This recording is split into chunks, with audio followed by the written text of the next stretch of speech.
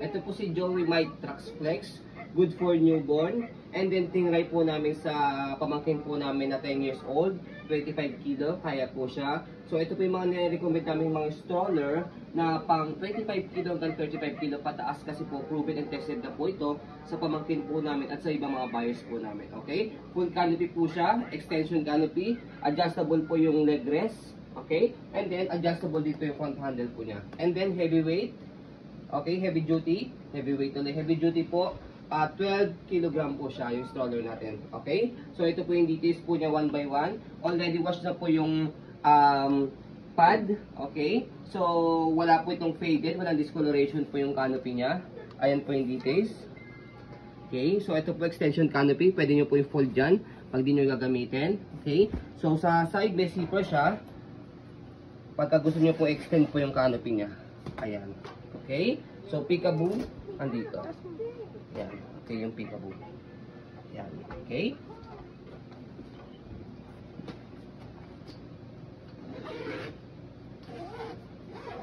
Okay? So, regarding naman po sa seat pad niya, ayan po yung details po niya. Wala rin po faded, walang discoloration. Kompleto po yung 5 harness.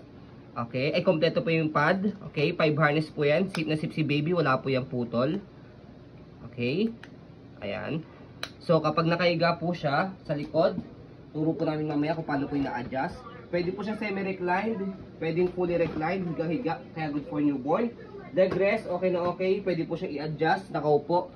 Press nyo lang po dito sa dalawang side sa baba. Okay? So, ganyan po siya kapag nakaupo. Ayan. Okay? So, ito po yung pinaka-footrest niya. Ayan, tapakan po ni baby. Tampaka po niya. Okay? Sa front handle, ayan, meron din po siya kasamang pad. May kiniklik dito. Ayan. And then, angat. Both side. Pagka tatanggalin nyo po yan. Okay, pag ilalagay nyo po si baby.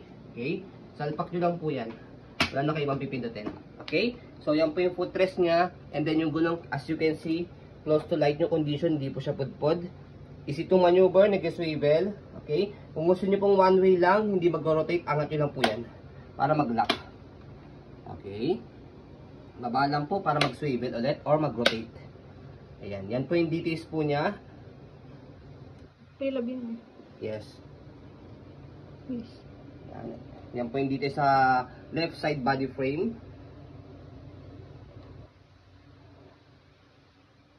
Mga scratches yan, hindi po halata sa malayo. Yes. Since we restart po. Okay. So ito yung gulong sa likod. As you can see, close to light nyo rin. Nakapal, hindi po siya pudpod. Yan yung pito niya. Okay. So ganun din sa likod. Ayan, okay din. Gulong, basket, marami kayong may lalagay. Malaki po siya. So, regarding naman po sa likod, ayan, press nyo po ito. Angat nyo po yan. As you can see, may level dito.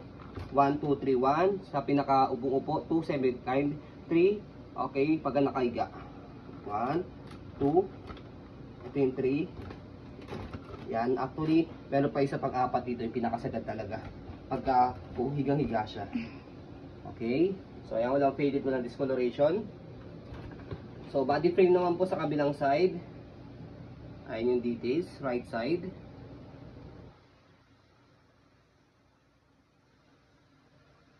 Okay? So, isa sa maganda sa kanya, yung handle niya is leather. Okay? So, leather yung handle niya. Okay? So, ang maganda pa po dito, dahil US brand po ito, matatangkad talaga yung mga parents po doon, adjustable po yung handle niya.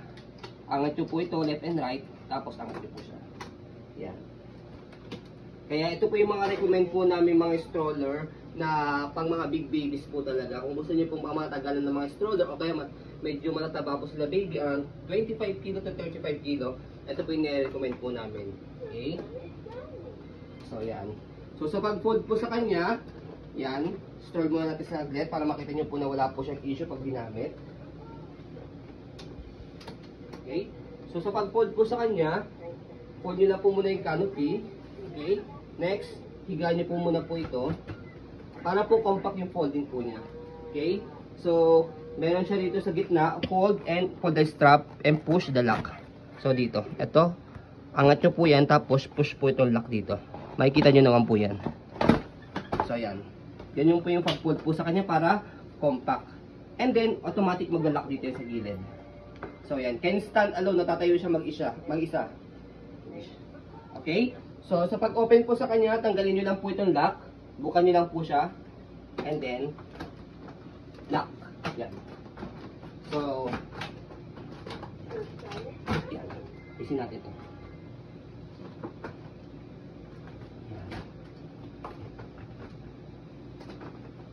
Okay? So, ayun po. Ayan. So, ayun po, as you can see, very details po kami mag-video. Kasi ang shop policy po namin, no refund, no exchange. What you see is what you get po. So, yun po, maraming salamat. Have a nice day and God bless po.